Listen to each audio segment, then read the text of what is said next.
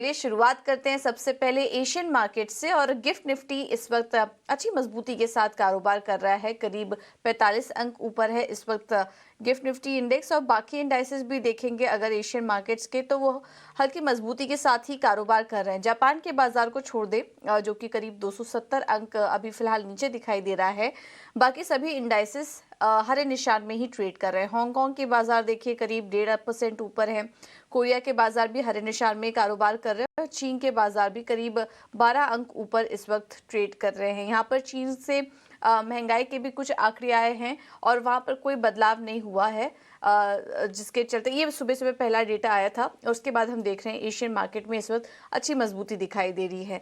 Global market से संकेत अगर समझें, बाकी तो यूएस के मार्केट में हमने देखा कि लगातार दूसरे दिन कमजोरी थी और डाउ जोन्स में 180 अंकों से ज़्यादा की गिरावट देखी गई और S&P 500 और नैस्डैक में भी यहाँ पर कमज़ोरी ही देखने को मिली है। इस हफ्ते काफ़ी सारे इवेंट्स हैं जिस पर कि हमारी नज़र रहेगी। उसके पहले हमने देखा कि अमेरिकी बाजार दबाव के साथ कारोबार कर रहे थे। एक और आंकड़ा आया ADP पेरोल का, जो आंकड़ा था जिसने कहीं ना कहीं डराने का काम किया। और शुक्रवार के दिन जब ये आंकड़े आए उसके बाद हमने भारी गिरावट देखी थी यूएस मार्केट में भी और यूरोप के मार्केट में भी।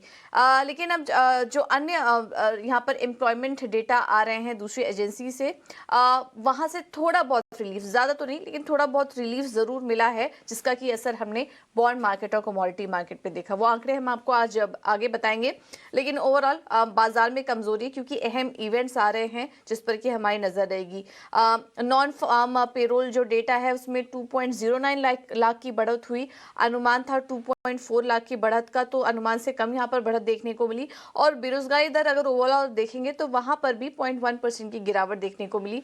3.6% के पास आंकड़े आए हैं। हालांकि कुछ सेक्टर्स में अभी भी जो वेज ग्रोथ है, ये जो आंकड़े हैं वो मजबूत दिखाई दे रहे हैं। तो ओवरऑल काफी मिले जुले आंकड़े थे। लेकिन उस पर अमेरिकी बाजारों की बात करें तो यहाँ पर कमजोरी के साथ ही रिएक्ट किया, क्योंकि अब आगे कुछ और अहम आंकड़े आएंगे जिस पर की नजर रहेगी। और ब्याज दरों में बढ़त का ही अनुमान फिलहाल लगाया जा रहा है।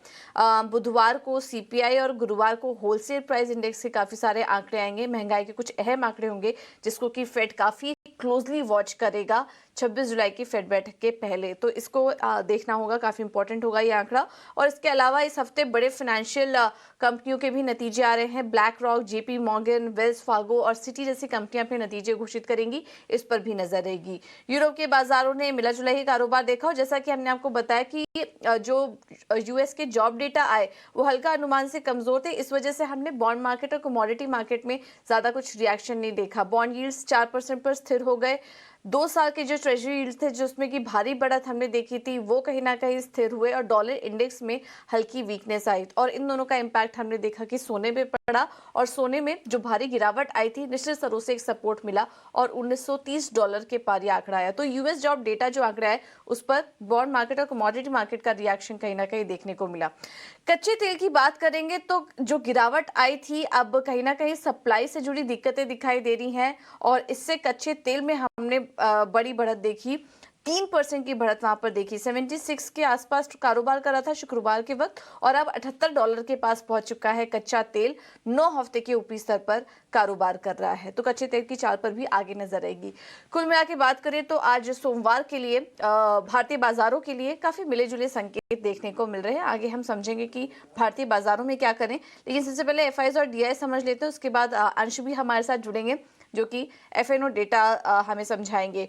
अगर 7 जुलाई के आंकड़ों पर नजर डालें तो कैश मार्केट में 790 करोड़ की FIs की तरफ से खरीदारी नजर आई है। DIs ने 2964 करोड़ की बिकवाली की है।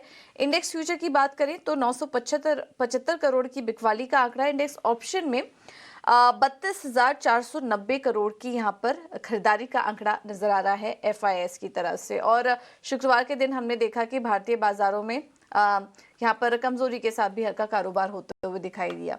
लेकिन चलिए अब कुछ ही देर में अंश को भी हम शामिल करेंगे और वो इनफैक्ट हमारे साथ जुड़ चुके हैं। अंश, गुड मॉर्निंग। बताइए निफ्टी और बैंक निफ्टी के डेटा कैसे दिखाई दे रहे हैं और आज के लिए अहम सपोर्ट और रेजिस्टेंस लेवल क्या होंगे? जी बिल्कुल, फ्राइडे का ट्रेड देखें तो निफ्टी ने करीबन कुछ 8 सेशन की खरीदारी के बाद जाकर बिकवाली दिखाई है। लेकिन अगर हम इसका चार्ट देखें डेली टाइम फ्रेम पे तो हमें दिखेगा कि निफ्टी एक 200 पॉइंट का रेंज बनाता हुआ नज़र आ रहा है। ये रेंज 19,300 से लेकर 19,500 के आसपास का है।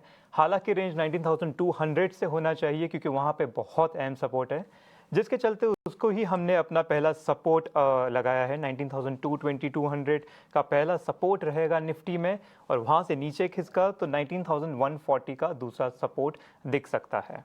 ऊपर की तरफ हम रेजिस्टेंस देखें तो 19,420 का पहला रेजिस्टेंस है, और उसके ऊपर अहम रेजिस्टेंस जो आ रहा है वो है 19,500 का, जो कि रेंज का अपर रेंज है। चलिए आ जाते हैं निफ्टी बैंक में।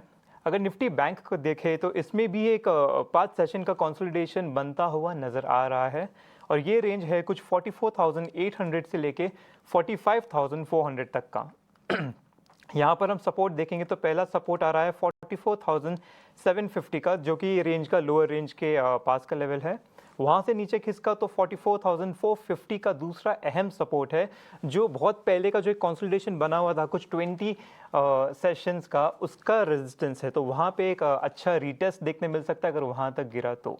ऊपर की तरफ रेजिस्टेंस देखें तो 45,350 का पहला रेजिस्टेंस दिख रहा है, और उसके ऊपर अगर जाएंगे तो 45,650 का एक स्ट्रॉन्ग रेजिस्टेंस दिख रहा है। ठीक है, थैंक यू अंश आपका ये डिटेल्स देने के लिए। तो ये कुछ अहम लेवल्स हैं जो कि अंश आपके सामने रोज लाते हैं, उसका एनालिसिस करते हैं। तो इन लेवल्स पर आप नज़र रखिए, इनको देखते हुए हम आगे रणनीति भी समझेंगे। और संपर्क नहीं हो पा रहा है लेकिन उनकी रणनीति है हमारे पास। और जो 2 स्टॉक उन्होंने रिकमेंड किया आज के लिए, वो पहला है बीएल। खरीदारी करके चलिए, 130 का होगा टारगेट, स्टॉप लॉस 121 का लगाइए। और ग्लेनमार्क में भी खरीदारी करने की राय है, 710 के टारगेट के लिए, स्टॉप लॉस होगा 678 का। तो ये 2 कॉल्स हैं अजीत की तरफ से। एक छोटे से ब्रेक